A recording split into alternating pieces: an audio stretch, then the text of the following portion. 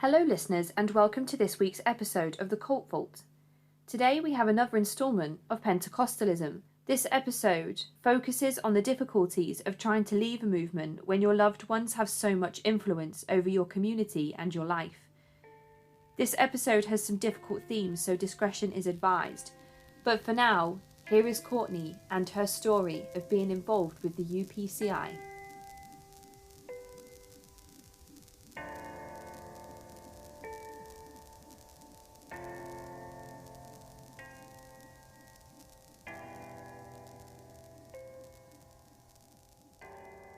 Hi, Courtney, and welcome to the podcast. Thank you for agreeing to talk with me today. This is going to be the second instalment of Pentecostal coverage that I'm doing over January. And it's the second of 3 parts. So I'm excited to have another section to add to this overall religion. Would you like to start by introducing yourself to our listeners and telling them a little bit about who you are?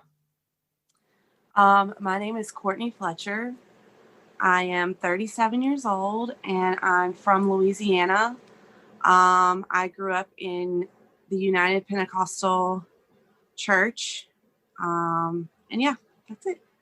So UPCI, is that how they abbreviate that? Okay. And Yeah. it's my understanding that that's the biggest branch of Pentecostalism in terms of number of members involved. Mm-hmm. Yeah. Okay. And is it a big movement in the area that you grew up in? I grew up in a small town in central Louisiana. And there's a very large church there. There's a lot of very tiny churches all over Louisiana. But yeah, so it was very, and still is, all over the state. And is it sort of, when you say there's small churches all over the place, are they churches practicing different parts of Christianity mostly? Some of them are stricter than others, but they're all similar in the foundation of what they believe. Some of them can get a little bit more strict, but basically it's all the same. Okay. And is this a movement that you were born into, or is it something that you naturally became a part of? No, I was born into the church. Okay. And your mum and dad, they met through their church gatherings or outside of the church? I believe they met at church. Okay. Sides of my family were in church. Okay. And do you have brothers or sisters? I have one sister that's from both parents. And then I have a half brother, and then I have two stepbrother, and I have a stepbrother and sister. Okay. So your parents, are they from marriages before you arrived, or are they from marriages since? No, I'm the firstborn from them. They got divorced when I was 12, so that's why we have kind of a mix of having half brothers and sisters, stuff like that. Okay, so do you remember much about what happened around their church involvement during their divorce? Because I know that that's something that members who practice a form of Pentecostalism find quite difficult to go through a divorce and the prospect of remarrying and that being a sin. Right. So I was 12 when my parents got divorced, and it was not common for other people to be doing. I don't think it's common now. But I can remember losing friends, like my friends weren't really allowed to hang out with me as much because my parents were getting divorced. Okay. Some of my family members were on the board of the church, and my grandmother is pretty well known. She started singing. She was kind of one of the founding people of a very large church. And her and my grandfather got married. She started singing in the church when she was very young. She was about 13, I believe. And so that's kind of how they all kind of started in it. But I don't know, my grandmother, my family's on the board, and my grandmother, so I don't know. So there's deep family involvement that goes back through generations in terms of involvement with the church up until today. And is it your mum, do your mum and dad still practice separately their faith? Yeah, my dad now lives in Wisconsin. Okay. That's kind of a recent new development in the last few years. My mom still lives in Central Louisiana. She still goes to the church there. Okay. Yeah. And what about your brothers and sisters? Are they all still involved sort of in church activities, or have they withdrawn like you have as well? So my sister, me and my sister don't really talk, but me and my sister, when the last time we connected, she was out of the church. Right.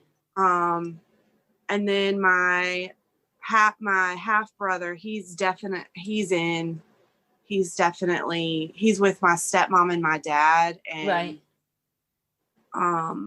So he's definitely in there.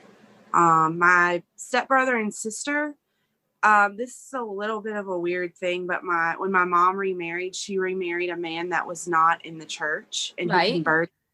Oh, he did. Okay. He converted, and his kids are not in the church. I mean, they did go, like, they went to services, and they kind of loosely followed the rules, but they were never like held to that same standard as we were. So yeah.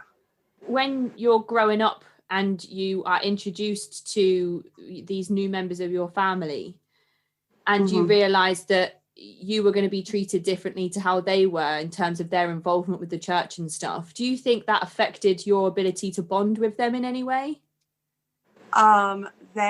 Yeah. I mean, it was very hard, you know, and when it was like in the moment of it, you don't really know what you're doing. And I think that I was probably really mean to them because it wasn't fair, you know, and I had fought for so long, you know, I started asking questions at a very young age. And I didn't like wearing skirts every day. You know, and I still don't to this day, ever since I've left. Like I rarely ever wear dresses or anything like that. And, so it just wasn't, I just felt like it wasn't fair. And I felt like, you know, they had a little bit more freedom, and I felt like they had all these opportunities to do all these things that me and my sister didn't get to do. And it made me mad. Do you think it was sort of strange for them not really understanding the church or the faith as well, to hear about, you know, your church activities and involvement in the church and things like, you know, speaking in tongues and that sort of thing? Oh yeah, I'm sure. And that's the other thing, you know, like growing up in that, you don't realize that it's not normal, you know, until you bring someone else around it, and then they're like, what in the world is going on? You know, and you know, and so by the time my mom got remarried, I pretty much knew that I was going to leave. And so when they became our siblings, I mean, I pretty much was already kind of mentally out. Yeah. And so I was kind of already trying to just get out of there. Yeah. At that point. Do you think being introduced to them and seeing sort of quote unquote their worldly lives, so to speak, was kind of like an extra motivational push for you to make that decision to finally sort of say, you know, there are more experiences that I want in life? I definitely think it added to it. You know, there was a lot of factors in me leaving, but I think it definitely like solidified it. Like it just validated a lot of things for me. Like, okay, so I have to follow all of these rules and I have to like give my entire life to these beliefs that I don't even really believe in or understand. But my mom and my parents can do all these things that are like royally wrong, you know, and they can do whatever they want, but I have to like wear a skirt every day and I have to, you know, and I can't do that. And I think that was what it was for me. It was like, well, why do you get to do this and I can't? Or why is it okay for you and it's not okay for me? Or why is it okay for them? Like, why is it okay for my siblings to do this? And why, like, it was just so many contradictions. Yeah. I imagine as well that you, you know, it at times where you were feeling more certain in your faith than others, was there ever a time where you were worried for their souls as well because they weren't going to the church and you know, and or maybe not so much yourself, because I know you questioned everything from such a young age, but people that are you know, people that really truly believe in their religion and their faith, do you think they would worry for their siblings at this point who aren't going to the church and who won't be saved? Are you saying you think they're worried about me? Or... No, would practicing church members. So say that I'm from the UPCI and I really believe all the scripture, you know, everything the pastor tells me, everything that I'm told is gospel, and then I have these new step siblings and they're not going to the church, and I think to myself, well, what's going to happen to them? Because if they don't have God, then the terrible things are going to happen to them, you know, when the end of days comes. I never had those feelings, and it's funny that you asked me that, because like now I'm thinking about it and like I never felt those feelings for them. Like I can remember vaguely in like 7th grade, like I was living in Monroe, and I was going to this school, and I can just remember looking around and being like, all of these people are going to hell, and like being worried, but then later just being like, none of that's real. And like that thought has always stuck out in my head. Like, just remembering like looking around me being like, are all these people going to hell? Like, is that real? Like, you know, and I think that's when I really started to like really question it. But yeah, I didn't really have those feelings whenever I got the new siblings. Like, I don't know. I just never, it was more of like, okay, they have a different set of rules than you, but it was like an unsaid thing. Yeah. And you mentioned there that you know, would look around and in 7th grade and have these thoughts about your peers. So I'm guessing that you weren't homeschooled. You went to public school? Yeah. So, because I guess because I went to such a the church, in the city that I was in, I guess it was so big that that we had like a big community at school. Okay. So it was easier, I guess, for them to control because there were so many of us. So it was easier for us to all go to public school. We definitely had girls in our friend group that like there were days or for whatever reason we were fasting. And we were all supposed to be fasting with the church, and like a few of us ate and like definitely got shamed for that at school. 4 days, for however many days they were fasting. Like I can remember that. I can definitely remember like trimming my hair, like the very ends of my hair, and like getting called out for it, like at school. Like, so I don't know like how it was. I don't know how it was for like people in smaller, tinier churches. I think that they do a lot of homeschooling. I know that there's like a few, like I know there's like some Christian schools that are more friendly to them, that they like to put their kids in those schools, and those are like private schools. So I know they do that. But yeah, so I did go to public school, so I was a little bit out exposed. Yeah. Some of those early experiences, you know, sort of rite of passage experiences, I guess, you were able to have to some capacity, even if you were constantly almost monitored by your peer group. And were these discretions at school reported back to the pastor in the church as well? Oh, I'm sure. And I mean, that's the other thing, like the church is so big, and that pastor is so glamorized that he doesn't have time to bother with little old me that wants to wear pants to school, like that's just that's kind of the attitude there. And I mean,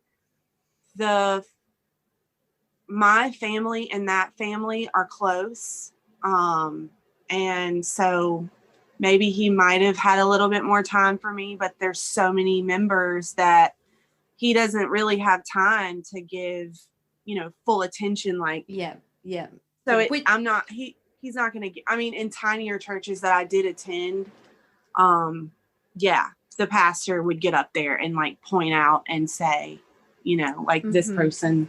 Yeah, that's just what I was about to say, because the other ex-Pentecostals that I've spoken to have mentioned how the pastor almost micromanages the congregation, because there's really not that many people to oversee, so to speak. And in school, a lot of members that attended public school found it quite ostracizing, because they would they would dress differently. One person mentioned wearing long sleeves and pants to go to the lake when everyone was kind of taking their tops off to go swimming, and wearing their bathing suits and things like that. And then children pick up on those things and notice those differences, and almost stigmatize children for those differences, or for things that they don't fully understand, because they're not exposed to those things. So it's interesting to hear your perspective on how, it's almost like the pastor doesn't need to micromanage to maintain that level of control, because the kids are all doing it for him when they're all kind of shaming you for eating and trimming your hair. Right. Yeah.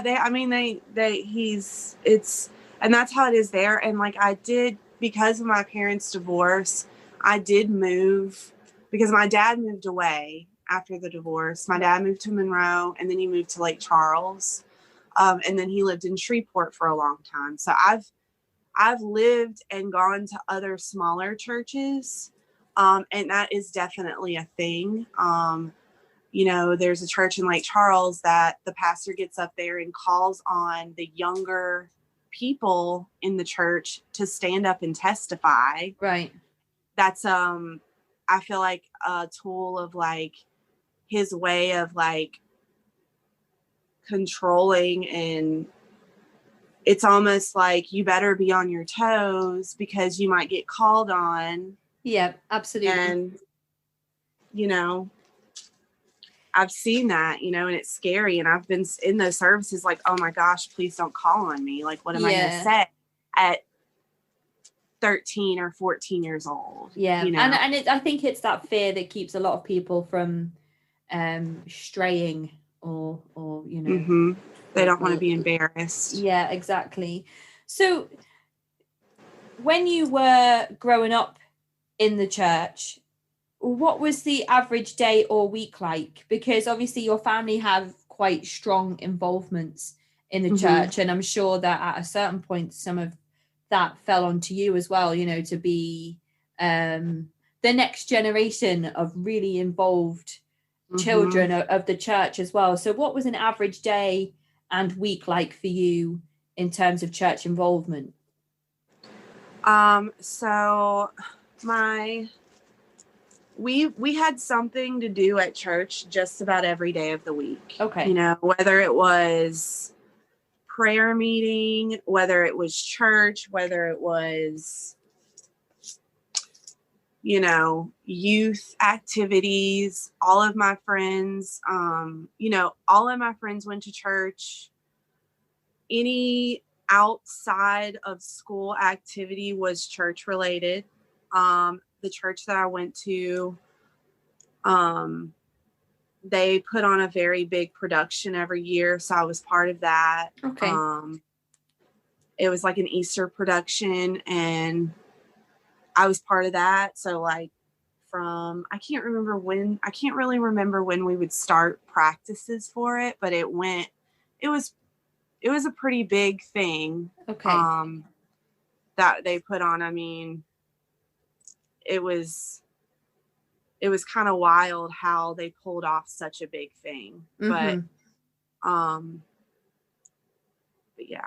So I mean, if you have that many members of the congregation and they're willing to, you know, True. donate so much of their time to church activities, then I'm sure there are some spectacular things that can be accomplished.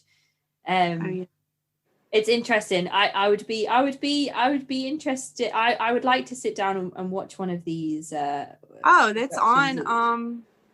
They have it. After this, I can send you the absolutely info. Please do that, and I can put it in the notes for any of the listeners that would be interested as well, because so many people I speak to say we had a production each year and it would be like this and it would be around Easter time. So I just wonder what these productions are like. Actually, and when Bill Clinton was president, he actually came to it. I mean, he came, I don't remember how old I was. Maybe I was like 10. But Bill Clinton came, and they had the Secret Service in there. It was wild. And is that because he is a practicing member of UPCI, or is it just because you were the biggest church in the area with the biggest congregation? I think he has a relationship with the pastor. Okay. And he the part of like two of my aunts went and sang at the inauguration. Okay. You can look it up, but the pastor's wife of the church sang at the inauguration, so they kind of have a relationship. And then he came and saw the production. So interesting. I'm sure if there's any conspiracy theorists or QAnon listeners, oh God, I can't wait. Yeah, that are listening are probably shouting, you know, hide the children, protect the children. I can't wait to hear it. So, in terms of, you know, to put on this kind of level of show, there must have been fundraising or pledging or something encouraged for you know, to be able to bring money into the church. Well, you know, they would always do the offering in the, you know, on Sundays and everything, and then they do different like donation type things. They like to talk about donating to missions. That's a really big thing. They like to and then for that particular production I just talked about, they sell tickets to it. They sell tickets to that. They do bake sales. And, you know, because the church is so large, you know, when they do anything, it's, you know, a big thing. Bringing in lots successful. of money. Right. Yeah. And what about things like propaganda and recruitment? Are they always looking for ways to bring new members in? Yeah. So when I was growing up, my dad was pretty involved in bus routes at one particular church. Him and my stepmom would go and they would pick up kids like in low income neighborhoods, and they would bring them to church.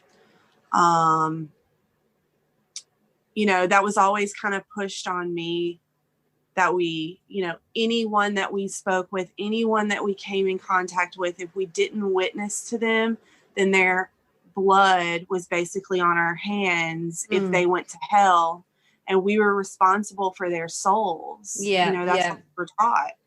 And I think that's some of the types of ostracizing, things that other people have spoken about, you know, when they attempted to witness to other children at school who were, you know, part of a different faith or from, you know, atheist backgrounds and stuff, who would find it, you know, quite intimidating almost to have somebody come and tell you that you're going to burn in hell, unless you listen to what we have to say.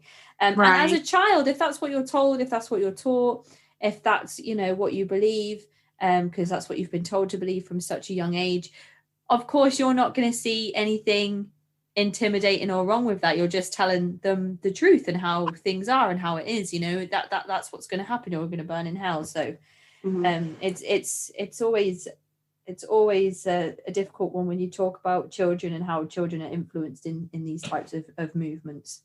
And you mentioned briefly, you know, that now you rarely wear skirts and dresses and things like that. So I know modesty is a big part of most of the branches of Pentecostalism. So clothing is part of that modesty. I'm sure it's the same with what you wear on your upper half as well. Like, you know, no cleavage. What about shoulders and clavicles and things like that? It's very much like, you know, sleeves need to be to the elbow. If you're on the platform for any reason, like if you're in the choir, or if you're involved in any reason to be sitting on the platform and having people look at you, you have kind of a stricter rule. You know, like on Sundays, if you're on the platform, you have to wear your hair up. You have to make sure that your skirt is long. You can't wear a short skirt to your knee, really. You know, like there's a little bit of a stricter thing when you're sitting on the platform. Right. Okay. You know, but yeah. Why is that? Is that because when God's going to look at the platform more than he's going to look at everybody else? It's like, I guess, because you're being seen, you know, you have to make sure that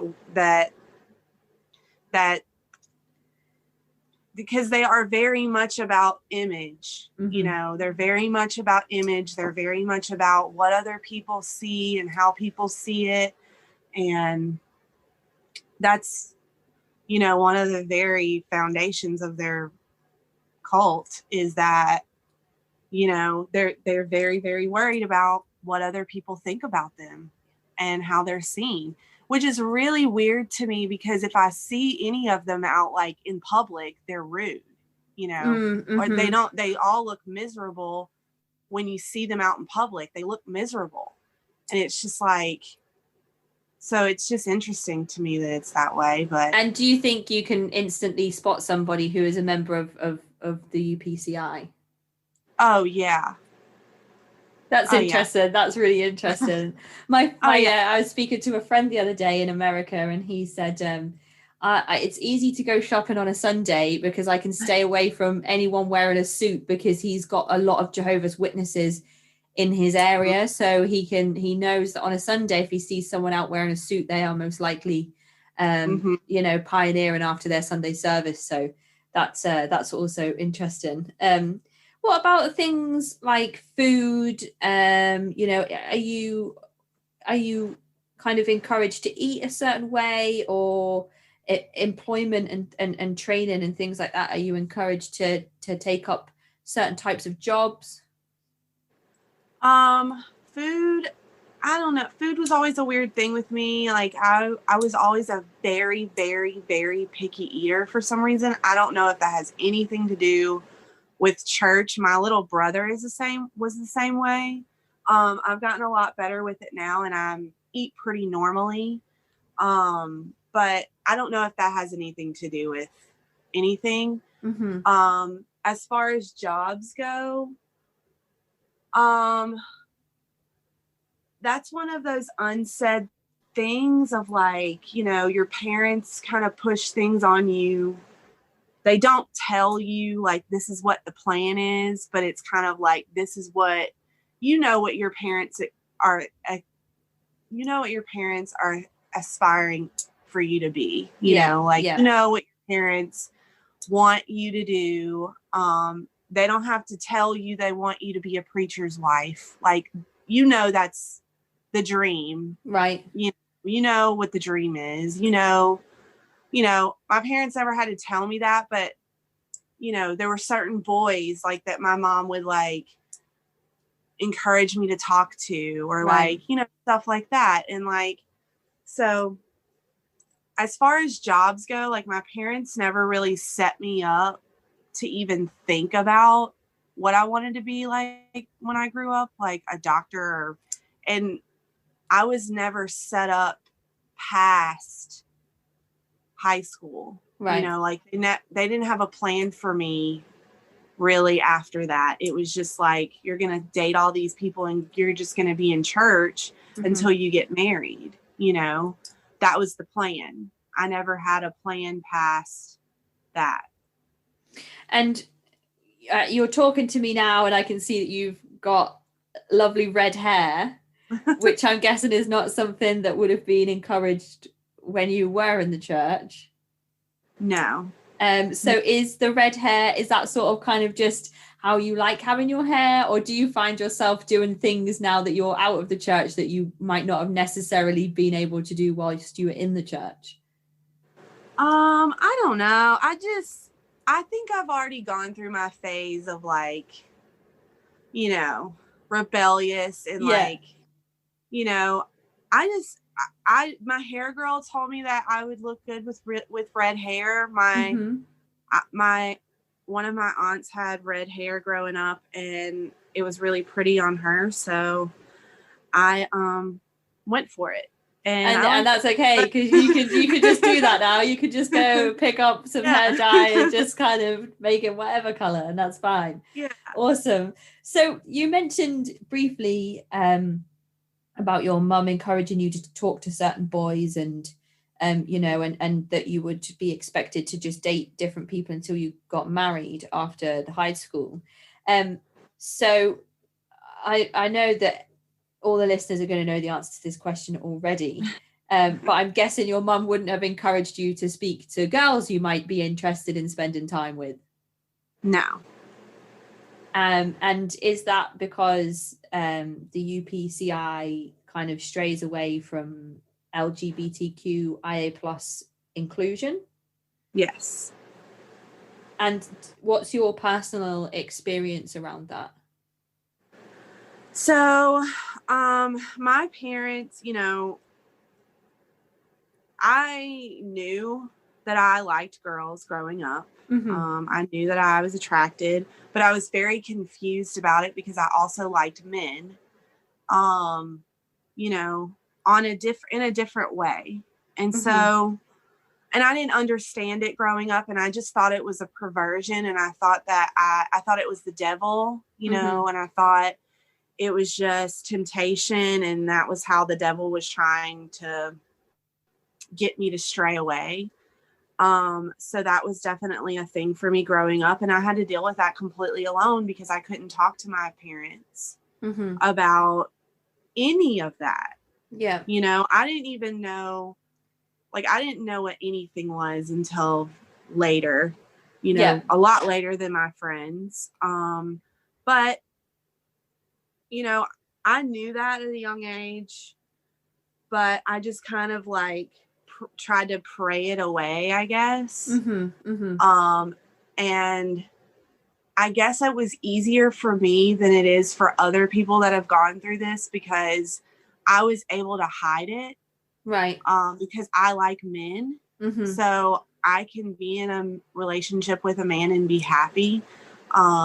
So it was easier for me. I had it a little bit easier because when you come out as a gay man, I mean, women, it's bad for them. I mean, women in that, cult, it's, if you cut your hair, you're marked for the rest of your life. So that's fine.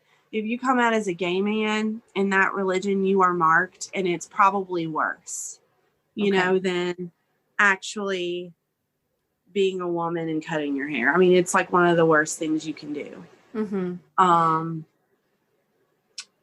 Yeah. So my I did come out later to my parents. I came out way later in life. And I told them, and they ignored it, and they just basically acted like it was a phase and it wasn't real. And,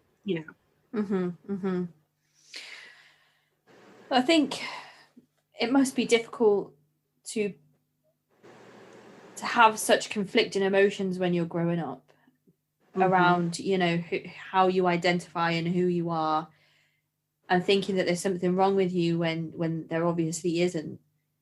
And one of the things I found heartbreaking the other day when I was speaking to an ex-Jehovah's Witness was a man who was growing up in his faith, who had realized that he didn't even know what the word was for a long time until one service where they started talking about homosexuality. And then he realized that there were different words to identify with himself, how he was feeling. And then he was so worried about what would happen to him and how people would see him that he just decided that he would marry a woman, but just stay in the church, which I just thought was so heartbreaking. And there must be thousands of people in their respective faiths that do that. That just say, okay, well, it's easier for me to just, be somebody else than to walk away from all my family and friends. And it was a really heartbreaking story. He's not in the movement anymore, and he is happily engaged, so that's awesome. Well, that's good. But at the time, it must be so difficult to just resign yourself and go, well, I'll just marry a woman and keep everyone else happy and they don't need to know. But it's it's just unfortunate that these.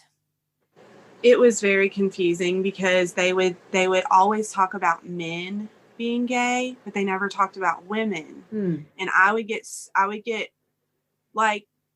I was kind of confused. I don't know if this is okay or not, or because, and then I was like, maybe I'm just confused because for a while I didn't think women could be, when I was younger. I was just like, well, maybe, I'm just confused. This not a thing that women do. Yeah.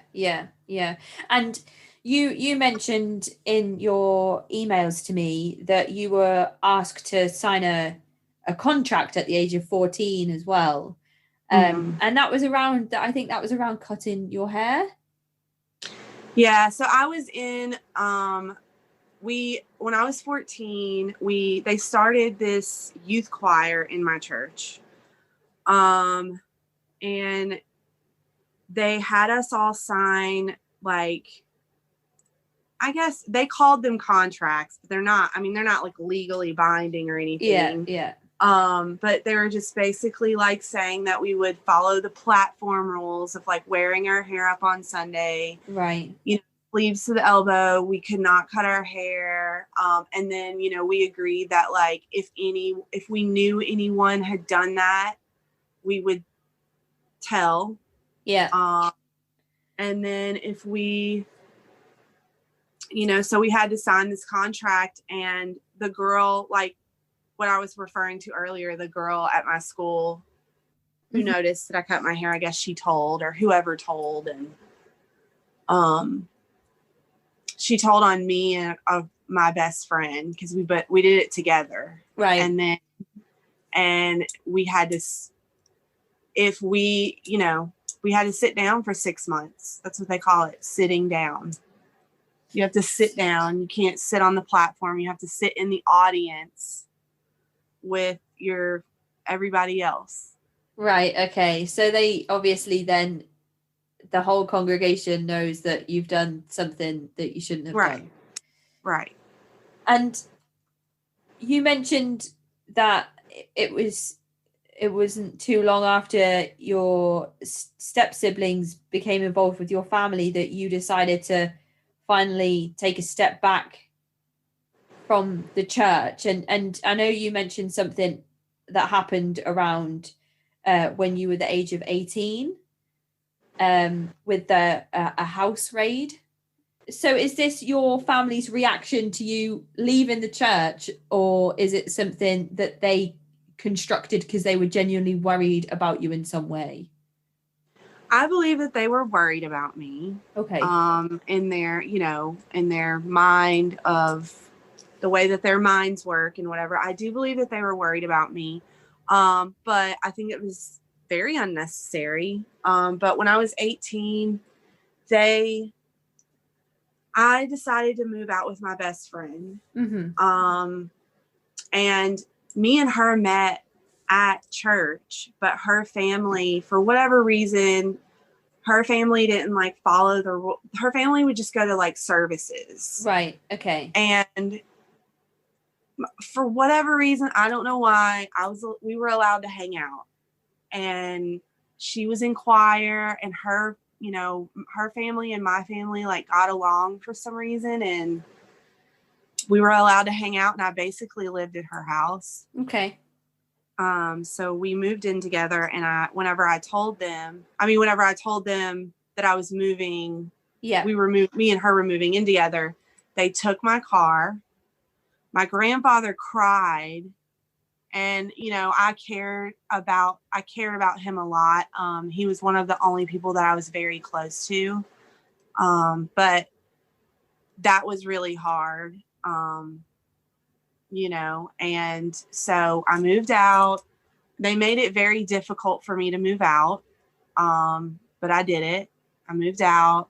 And then and you know, we were 18. We were doing things we were not supposed to be doing, but we weren't drug addicts. We were drinking.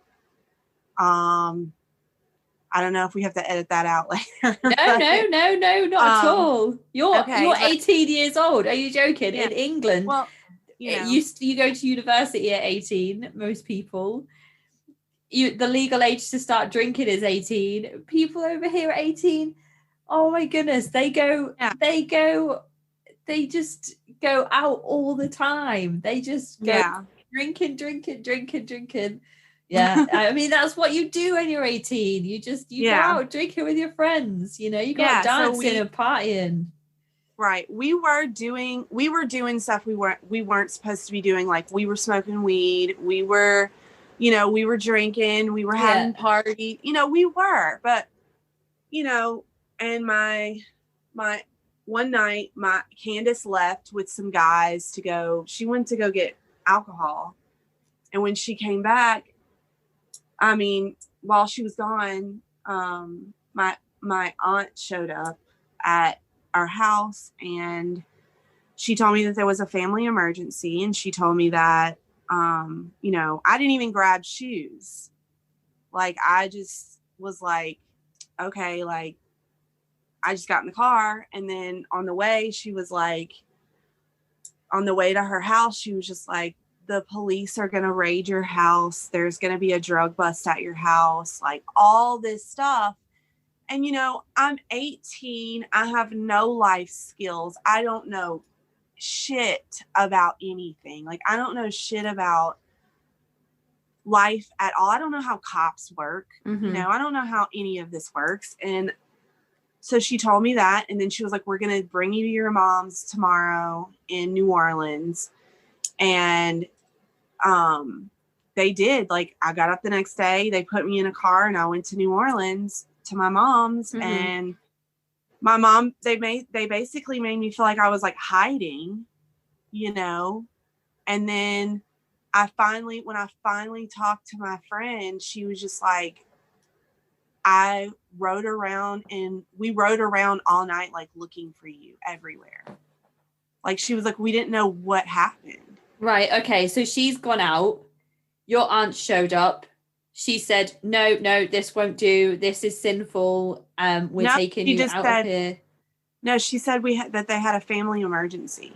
So they remove you from the house. Your friend Mm-hmm. returns from being out, and she's like, where have you gone? She starts to think, you know, something maybe, you know, a little bit darker has happened to you because you've just vanished out of nowhere. Mm-hmm. She rides around all night looking for you, and you've mm-hmm. been taken back to your mum in New Orleans. Mm-hmm. And then what happens from there? Do you just kind of be like, well, what's the emergency? Can I go home? Oh, no, that's not even, I mean, like, I knew, I was like, I was in trouble. Like, you know, I was in trouble.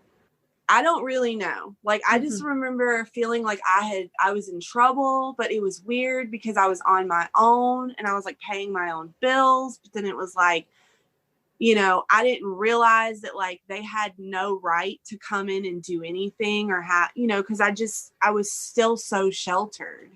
You know, I still didn't know how the world worked. You know, I was at my mom's, and I got a job. I got a job at this Starbucks that was close to her house. And I kind of just started doing that. And yeah, I didn't even ask if I could go home. Okay. I knew at that point, like, what the deal was, you know, like, I was very mad. I was very angry. I didn't get to speak to my friend for a really long time, and she didn't know what happened to me. And then I got a job, and I just kind of, and, you know, when I was working that job, all of the standards of the church and all of that, I had to start following that again because I was stuck living back in my mom's. Okay. So I had short hair. I cut all of my hair off because that was the first thing I did when I moved out. Yep. You know, that was the first thing I did. I cut all of my hair off. So I had short hair, and I was having to go to church there with short hair. And, you know, I couldn't wear pants to work. I was trying to work a job, and I had to like wear skirts and all that. Yeah. You know, so.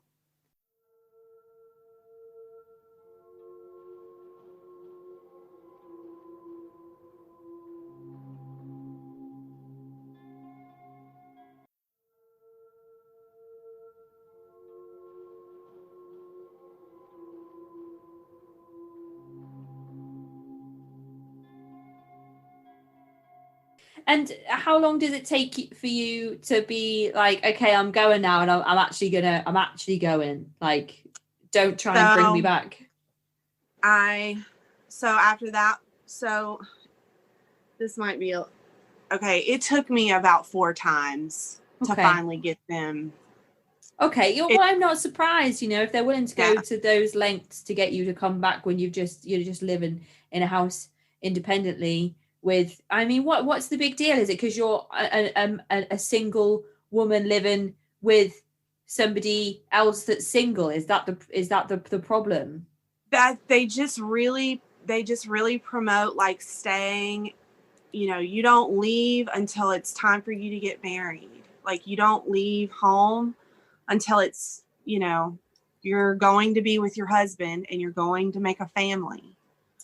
So when I decided to do something differently, it was just a really big thing. But there's nothing to say that you're not going to do those things eventually. Right.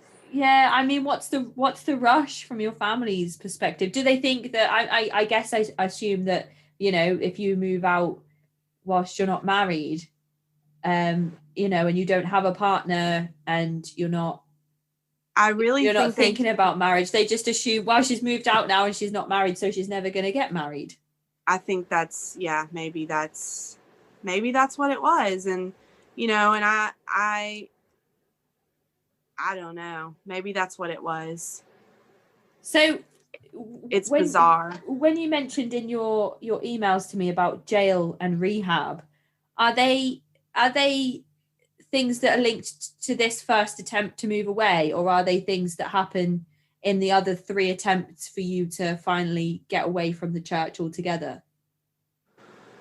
I mean, the other 3 attempts of me leaving were like, you know, each time my mental health deteriorated to the point of me finally just, you know, I started doing drugs. And, you know, that, and the thing is when I cut my hair and like when I did all of that, they were already calling me, they were already like treating me that way. Like they were already treating me like I was on drugs. Right. And I was doing all of these things, and I was, you know, sleeping with all of these men, and I hadn't slept with anyone. I didn't lose my virginity till I was like 23. I already kind of had that. It's what do they call it? It's like a self-fulfilling prophecy almost, you know. Yeah. They're telling you that you're doing all these things, so you're like, okay, well, if I'm being punished for them and I'm not doing them, why don't I just go out and actually do them? Yeah, and that's exactly what I did. And so, what age is this? Do you remember at all when you started trying recreational drugs? Basically what happened was after they made me move to New Orleans and everything, I finally ended up, the lady that was my manager at Starbucks, she got a job in the quarter at this hotel, and she brought me with her. Okay. And so she started teaching me how to work in restaurants. And she like taught me, she was like, you know, you can make a lot of money doing this. Like this would help you, you know, get out.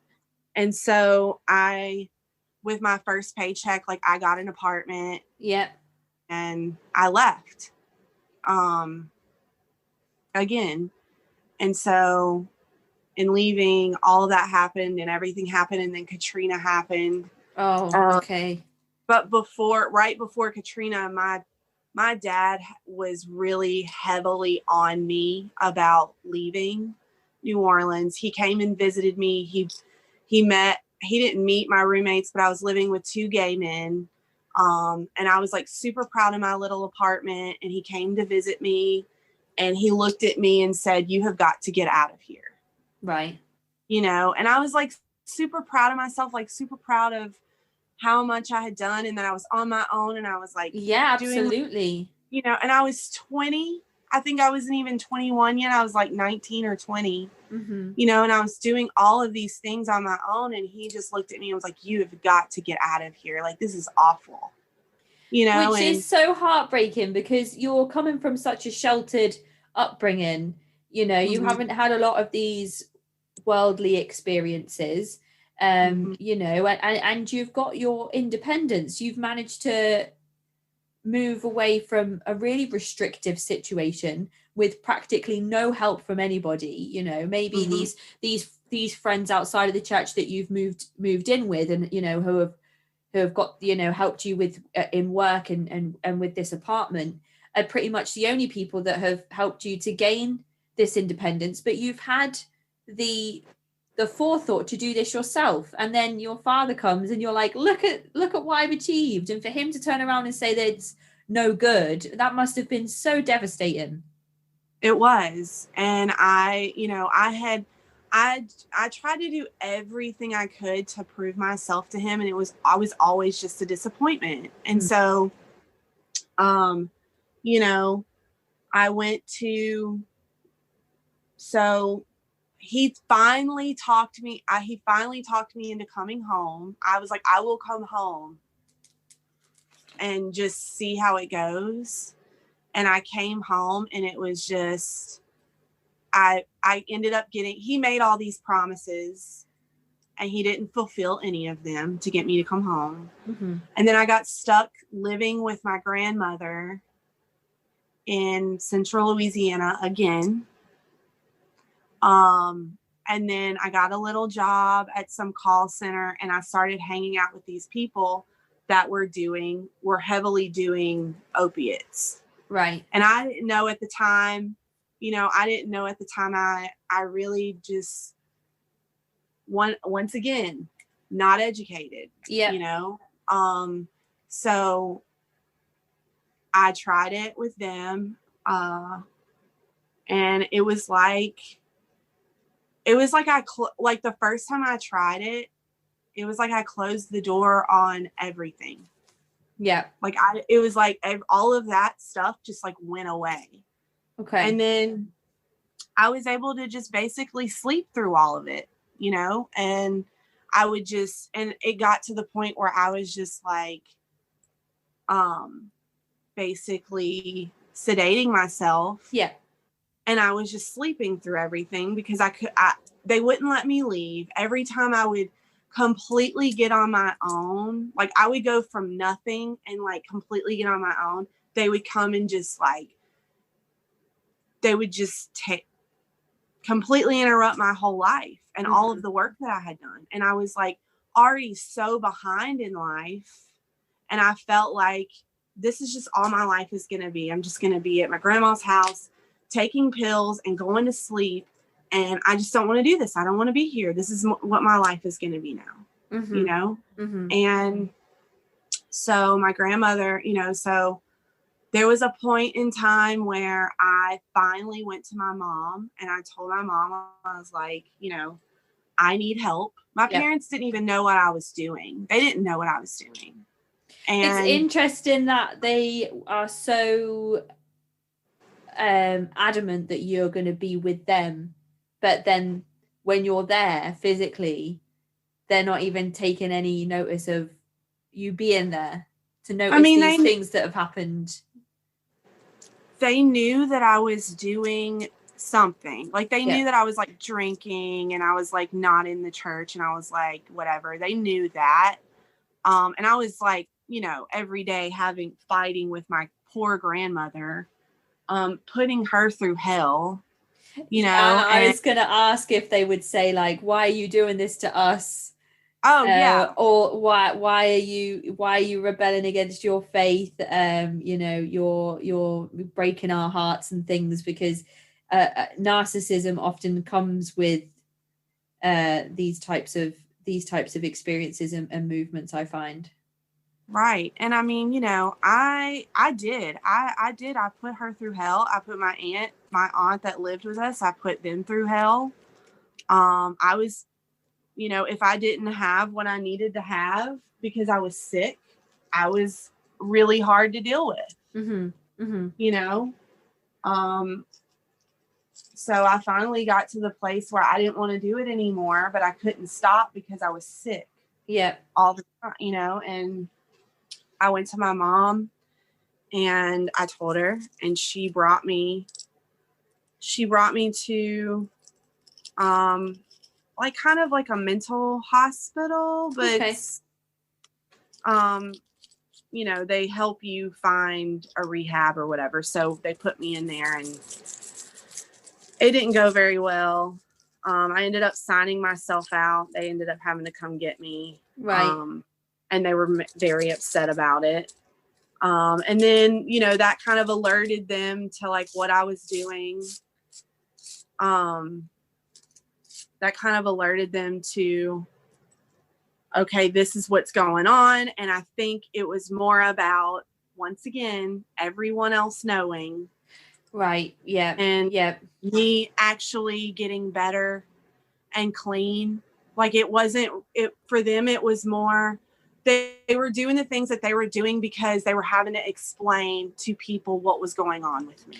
Rather than, actually putting you as a priority and your health as a priority. Right. And so it got ugly because they didn't know what to do with me. They didn't know how to handle it, and so it just got ugly, and they ended up, so the first time they put me in jail, my grandmother found out she had leukemia, and my grandmother had to have surgery. Right. And I was working. And I was at work, and whenever I came home from work, my uncles, who, they're not my uncles, they're actually my cousins. I just call them my uncles because they're older. But right. my uncles, my friend brought me home from work, and we pull up at the house, and there's like all these cars in the driveway, and I go in, and my uncles are there in uniform, because they all are part of, they're all head of narcotics and different parishes and everything around. Right. Okay. Yeah. So they basically tell me that I don't live there anymore. And they're like, the SWAT team is on their way. If you have anything in your room, you need to tell us now before they get here. The SWAT team. Oh, yeah. They tell me that, they're like, and I'm begging them to not do this. I'm just like, please don't do this. Like, I've been trying to stop, and like, they're just like, we want to know why you're doing this. Like, they kept grilling me and like asking me all these questions and like just all this stuff. And then my uncle arrested me, brought me to, they had a canine in the house, in my grandma's house. They arrested me, brought me to jail, put me in a room, and then some detective came and talked to me, and he told me, he was like, I don't know what your family's trying to do. He was like, it seems like they're trying to just teach you a lesson in theory. Absolutely. And he was like, it's gonna be rough. You're gonna have. They found whatever they had. The stuff that they found was like very, very old paraphernalia, very old paraphernalia. And yes, like, I will admit, like, yes, I was doing things that I shouldn't have been doing, but, I mean, but you're not selling narcotics to the thousands. So why are they threatening you with the SWAT team? Surely that was that was a big lie. I never saw a SWAT team. I just saw exactly. dog, but it was just like, and the dog is something that they have access to through their positions. Oh yeah, because they were at one of them. Goodness, that's such an abuse of power. Oh yeah. So then my grandmother, my uncle, so the detective tells me that he's like, it's going to be a rough night. He was like, they're going to put you in. And he was like, but in the morning, he was like, I will personally come and get you. Okay. I will personally get you out of here. Okay. So like, at least you had one person advocating for you and kind of telling you how it was and letting you know, sort of that it's going to be okay. Right. So I go, they put me in, and then they put me in a dorm with like 30 other women. My Sunday school teacher was the one that put me in there. Oh my goodness. So yeah, I mean, like, there's that church is so big that they run everything in that town. It doesn't matter. Like, there's connections everywhere in everything that you do. So, or anything that you're involved in or anywhere that you're Oh at. my goodness. And It's all connected. people wonder why some people are like, oh, I don't understand how people can stay in a cult or go back to a cult. Why don't you just leave? And you're just giving everybody so many real examples of why it's not that easy. Mm-hmm. Like, you've literally just been dragged off to stay in a cell overnight Mm-hmm. by Right. by people who just happen to be in positions to be able to make that happen. Mm-hmm. Like, you're some kind of drug cartel member. Oh yeah. And obviously, So, you don't know any better at this point. You haven't been watching no. TV or movies your whole life, or Right. or have been around people that are members of the drug cartel, or Right. oh, that's So, um, I, so they put me in there the next day. They come, they get me out. Well, they didn't get me out. They just pull me out of the dorm, right. and they bring me to the front, and the detective's there, and he brings me in the room. He's like, hey, he's like, look, he was like, I don't know. He was like, the judge is here to talk to you. Oh my goodness. And he was like, you're kind of in his hands now. Your parents have talked to him. Like, they've all talked, and there's nothing that I can do. It's like, there's nothing I can do to help you. Gosh. So the judge comes in next, and he talks to me. He asks me a bunch of questions. Basically, my dad and my dad's family told him that I had been doing drugs since the age of 14. Oh my goodness.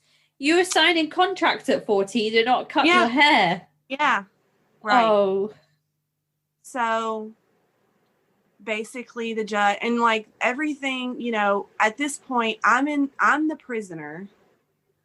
Anything that I say, I just sound crazy, and how am I going to tell this man I'm part of this whole thing and this is what's going on? Like, Yeah, of course. Yeah.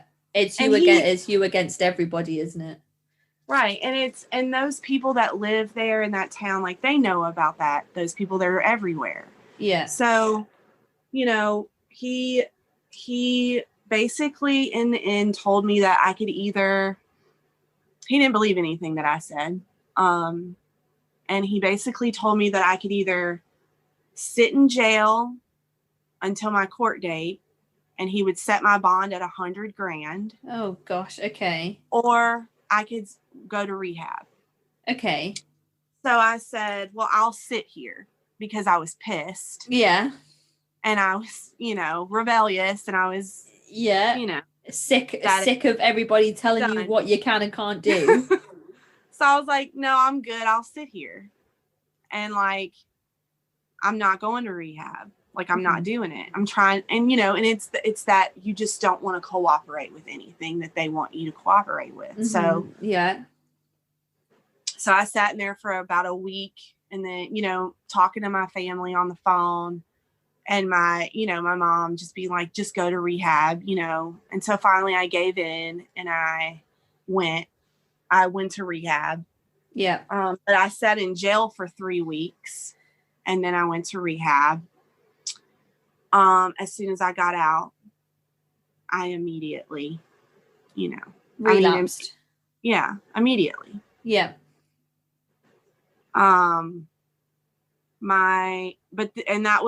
They did that to me twice. And at what point did you make the decision to move away from drugs? I was probably 23, and I met a man who was my drug dealer. And he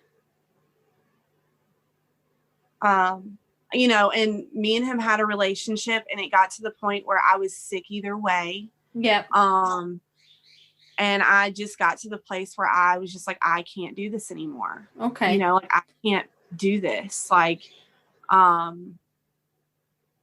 can't, you know, and so I told him that I wanted to start going to the methadone clinic. Okay.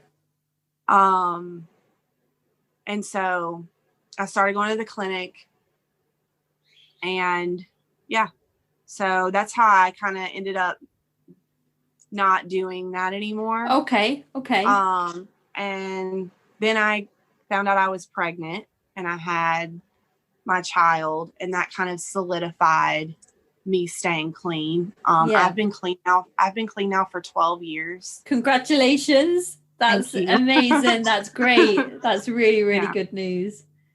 Yeah. So, yeah. I mean, you know, and that was the whole thing with all of that. And sometimes I think back on it, and some days are easier than others when I think about it. Like, some days I'm like, you know, they just really didn't know what to do with me. Like, they just really didn't know, but I don't think they had to do that. No. I just don't believe that they needed to go that route with me. I was cooperative. You know, I just wanted to sleep through it all. I just wanted to be left alone. And it would be difficult to know, sort of, I guess it's almost like the chicken or the egg question. Like, what happened first? Was it the continuous being, you know, the continuous pulling back into the church that caused you to be open to having these experiences that would later on have your family put you in jail? Or, you know, would you have ended up being surrounded by those people that gave you the opportunity to try drugs in the first place without being in the church? I mean, it's hard to know, but at the same time, like, where's your education? Like you said, where's your, who's telling you the do's and don'ts of different things, and not just don't do drugs because it's a sin against God, you know, like, genuinely, like, you know, don't take MDMA because you don't know if it's MDMA. Like, don't take these mushrooms because you don't know if they're going to be lethal mushrooms or if they're going to be hallucinogenic mushrooms. That's not the type of education they're giving you. They're just telling you this is bad and this is why it's bad, because it's in the Bible that it's bad. Right. And whenever you start doing drugs, it's never that, like, dare the dog moment. It's never like that, do you want some drug? You know, it's never that way. Yeah. You know, it's just like, they just really left me out and really did not teach me anything. It's a difficult one, that, isn't it? I mean, it's because when it comes to things like personal decisions, it's hard to say, well, it's their fault that I started doing these things, or became the way I did, or became difficult to deal with, or they didn't know what to do with me, and that's my fault, you know, and that's their fault, sorry. But at the same time, like, in these situations, I think you need to take some personal accountability, but I don't know if you would have found yourself in that situation if you weren't subjected to all of this emotional abuse whilst you were growing up. You know, you've already said to yourself and, you know, to the listeners that you were looking for some type of escapism from it all. You just wanted it to just stop. And that was an immediate, you know, almost gratifying way that you managed to achieve that.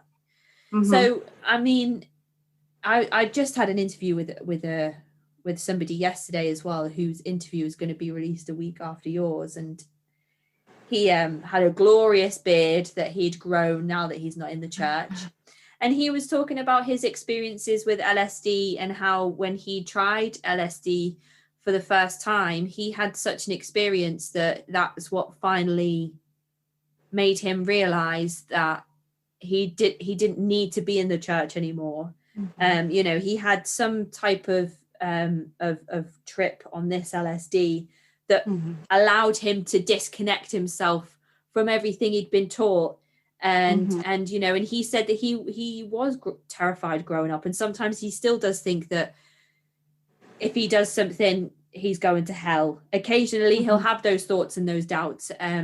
So it was interesting, the conversation that we had around narcotics yesterday. And then I just had to say that any of the listeners who are thinking about trying recreational drugs should do their research and be very careful before they do, because you know, we're sitting here and you're like, yeah, I managed to shut the world out, and he's sitting there like, oh man, LSD, it was great. And then I'm sitting here like, please, listeners, if you're gonna try drugs, just be really careful. We're not advocating for drug use at all. We're just, you know, do your research and know the sources that you're using and just and all that stuff. So it is interesting because I recently did LSD for the first time. I waited a very long time to do it because of my upbringing. I was really scared to do it. My parents always taught me, like, my parents made me scared of my subconscious. Right. And I just wanted to, like, face that fear, and I did it. And I basically learned that I'm not scared of myself as much as I thought I was, you know? And that's interesting that he had the same experience. Like, I really, like, and I'm even more, like, separated from it now since that experience. Yeah.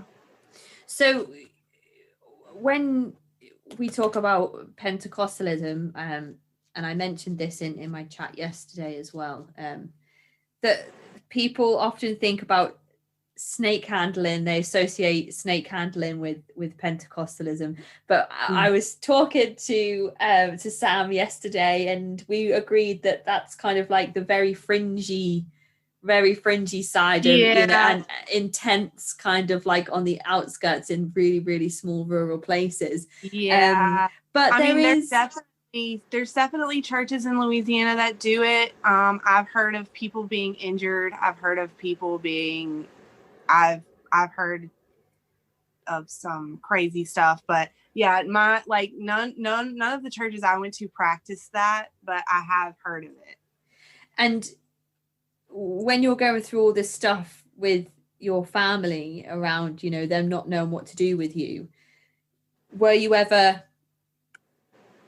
kind of subjected to having a demon cast out of you? No, they never, like, they did send me to talk to this lady that's a therapist. Right. And she like,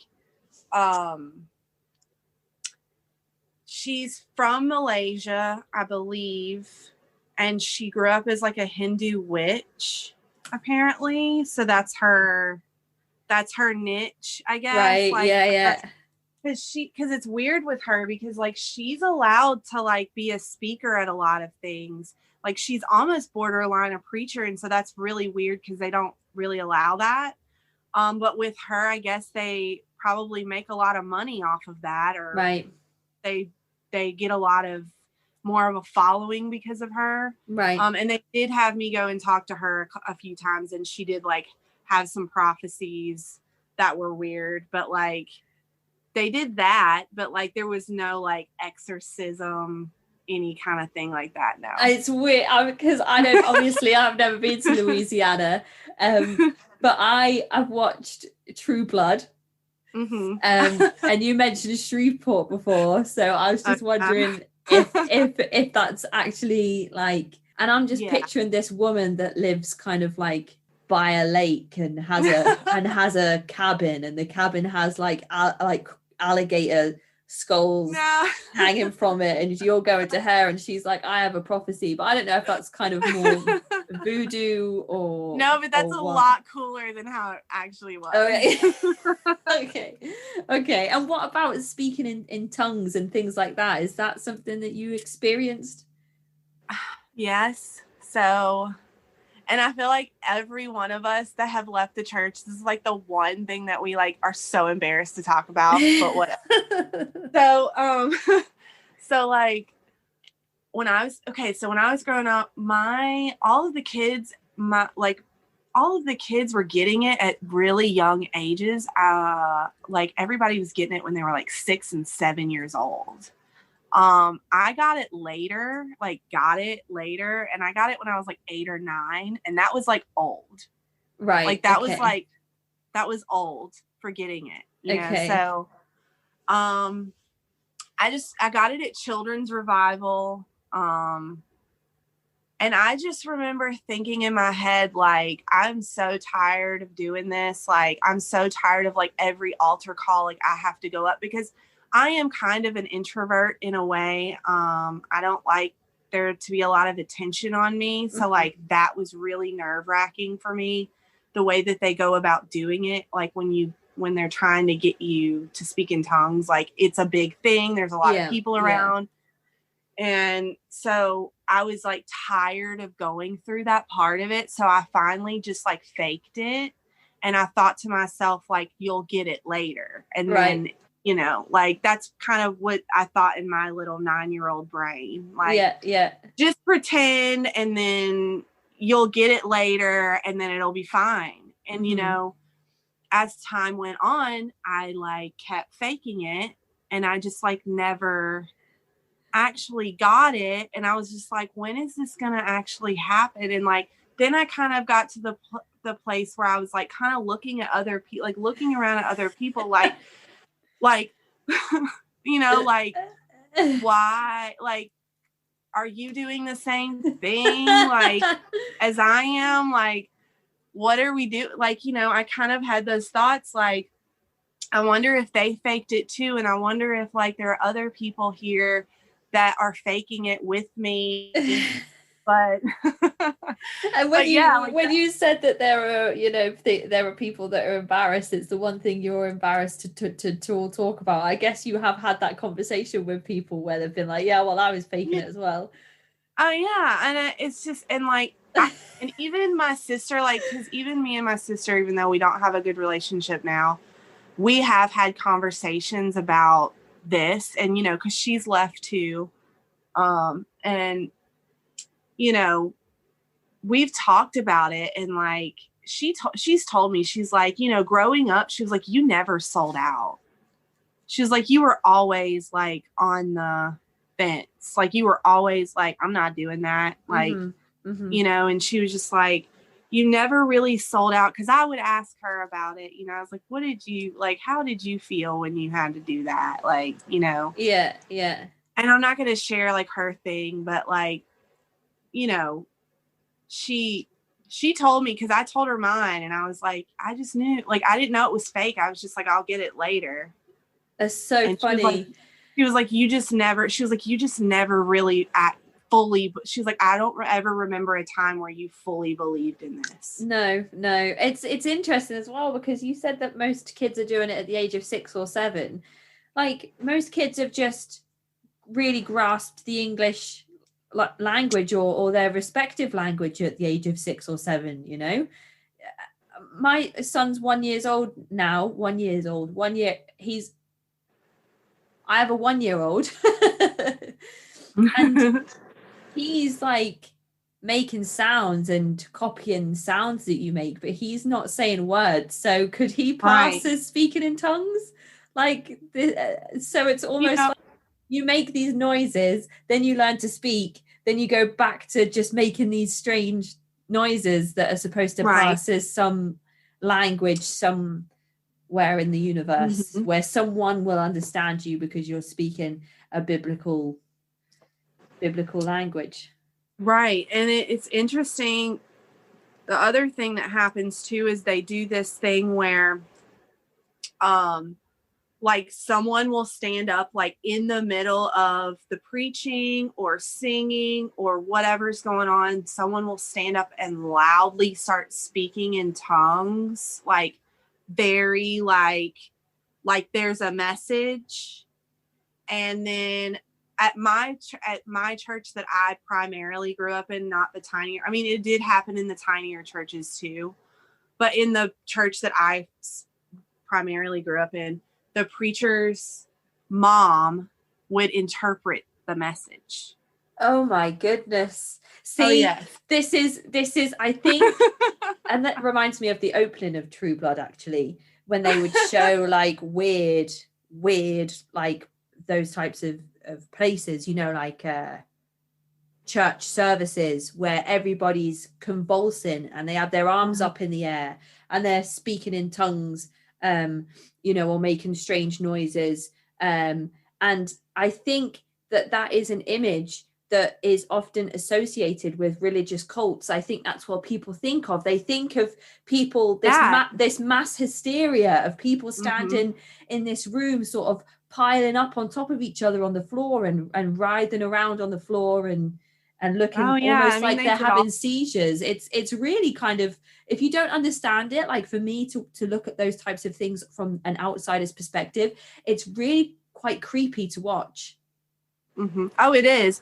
And I have a theory of like, you know, what I think is happening in church is that it's all so emotional, like the whole thing, you know, you get a new outfit to wear.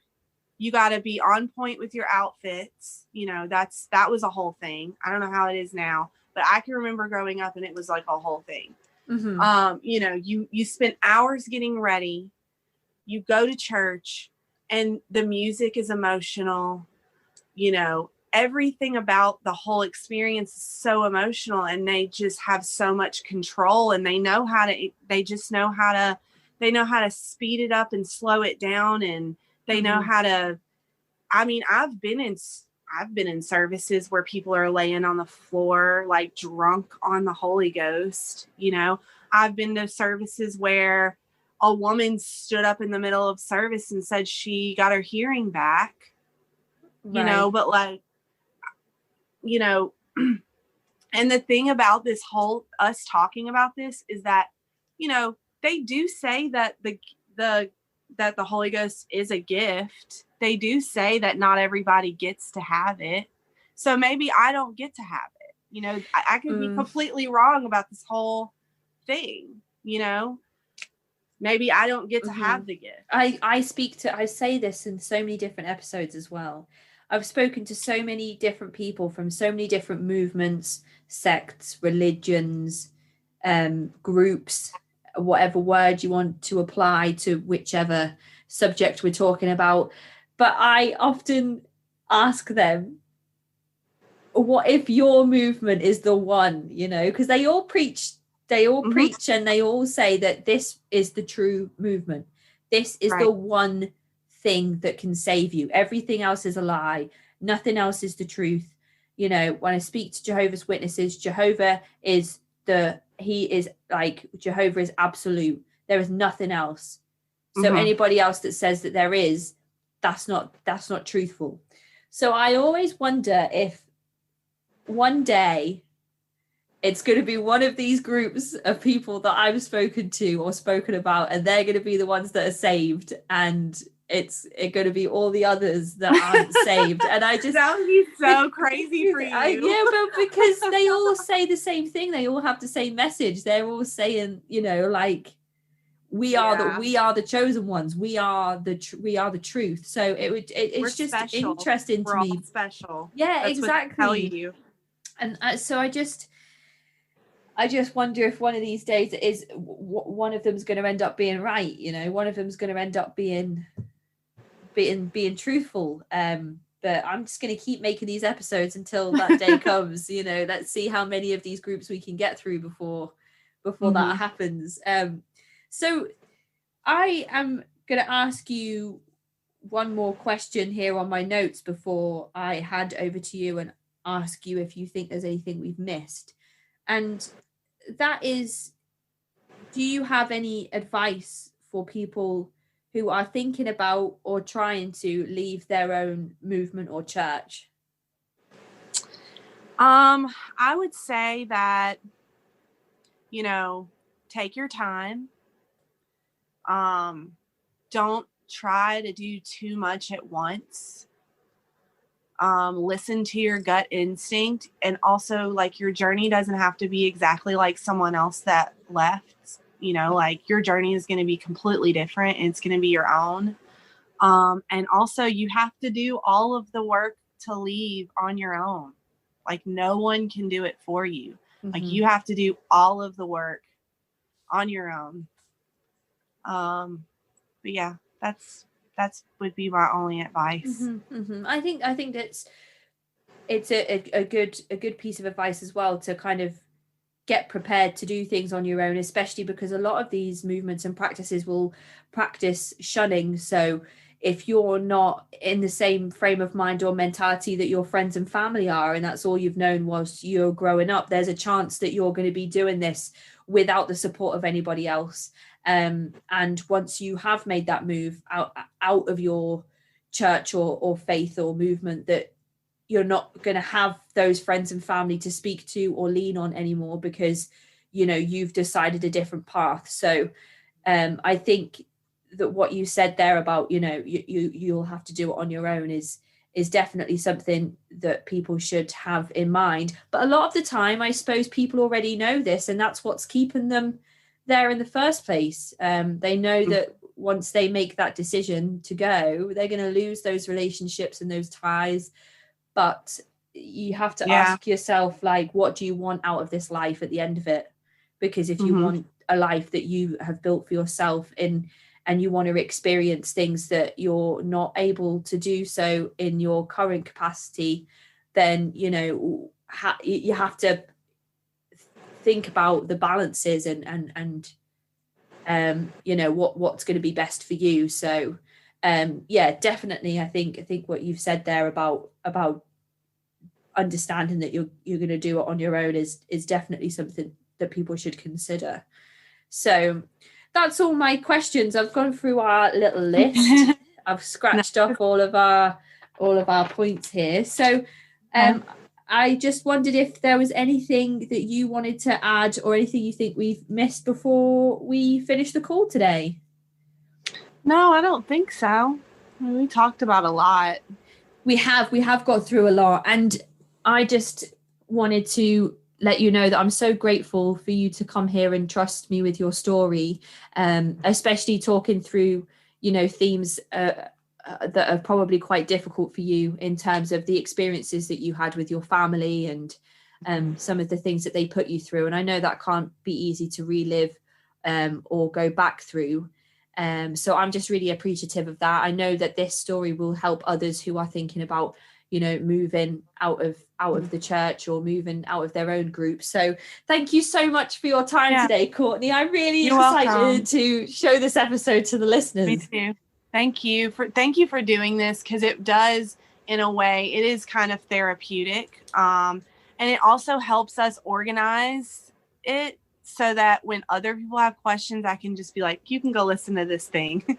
And like that, and that's all that you need, you know, like, it's easier for me to just do that because you get so tired of meeting new people and talking. And having to explain, you know, the you know, I often have people say that they find friendships and relationships hard because they're so guarded, or they overshare, or they, you know, or they don't commit to a friendship or a relationship, or they overcommit because of all of these experiences that they've had growing up. Or they say, you know, oh, I can't come to dinner because I've got therapy, and they're like, oh, you're in therapy, what are you in therapy for? And then I'm like, oh, well, it's a really long story. So go and listen to this episode where you can listen to all of it. So absolutely. Well, thank you very much, Courtney, for your time today, and I hope that you enjoy the rest of your day. I'll speak to you soon. Okay, thanks. Bye. That is the end of this week's episode. If you'd like to get in touch, you can do so by finding me at cultvaultpodcast@gmail.com or Twitter and Instagram at cultvaultpod. I'm your speaker, Casey, and this has been the Cult Vault.